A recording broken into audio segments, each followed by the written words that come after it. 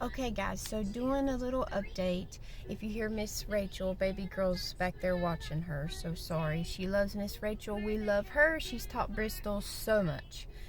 A little life update. So I haven't gotten a call from my doctor yet, but here in West Virginia, we have a chart thing. It's like an app's called My Chart, and you can see your test results.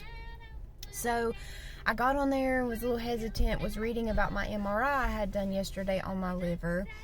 And, upon me reading everything due to the radiologist report,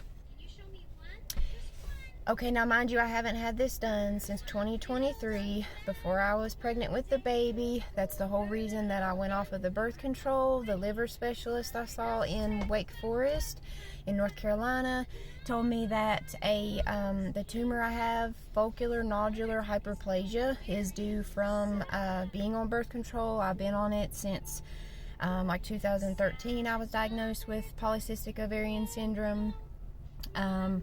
So it was to control, all the effects and things that come from that. If you know, you know. So anyway, went off the birth control, and now mind you, like I said, I was told I was never able to have children. Well, literally the same month, so to speak, as going off the birth control is when I ended up pregnant. And then I went to my first OB appointment and was already 7.5 weeks pregnant. Anyway, so fast forward, I haven't had an MRI to check on the tumor that's on my liver since then.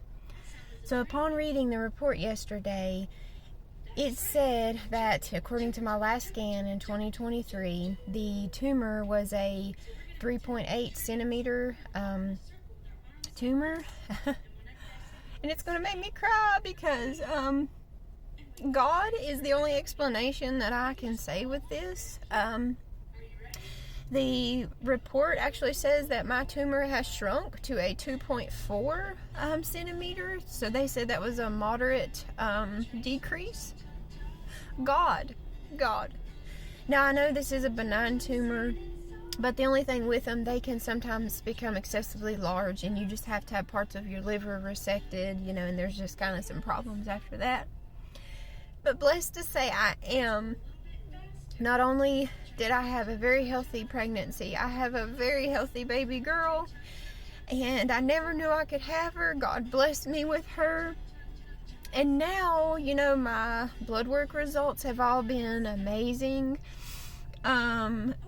I've been doing so well, and post-pregnancy, I was not doing well at all. I was going every 2 weeks for iron infusions. And this is, due to my gastric bypass. And like I said, I was converted from gastric sleeve to gastric bypass. I had the gastric sleeve done, and I have acid reflux and GERD, and it caused a stricture in my esophagus. And I had to have that taken. They tried to expand it for me.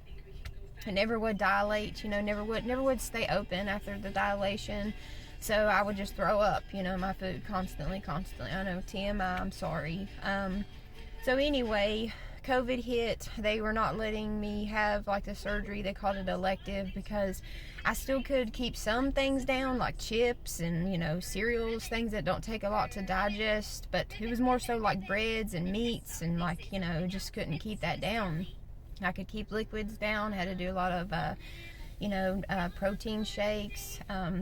Anyway, so I had that conversion, and it's like since then, B12 deficient. I still weekly have to do B12 injections. They told me I'll probably always have to do that. And so also, it was just the iron infusions like every 2 weeks, and sometimes it wouldn't even last 2 weeks. It's like it was just going through me like water. But I found out I was pregnant, and the labs started going up. They started looking better. No need to have, any infusions the whole pregnancy. And when I delivered her, I had a very traumatic birth. It was vaginal, but she was an 8-pound, 3.8 ounce baby that the doctor didn't know of. So I had a lot of tearing. So, I lost a lot of blood, just in general, a pregnancy.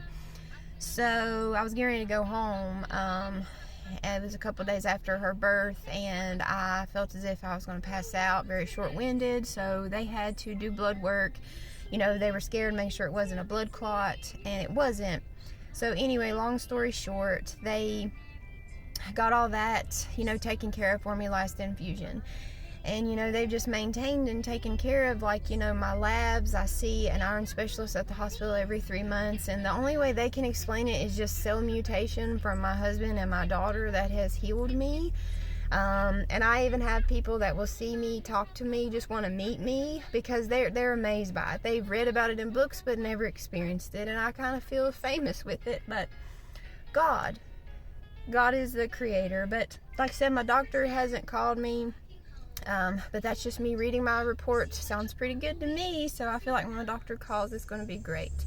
But you all have a very blessed afternoon. Bye-bye.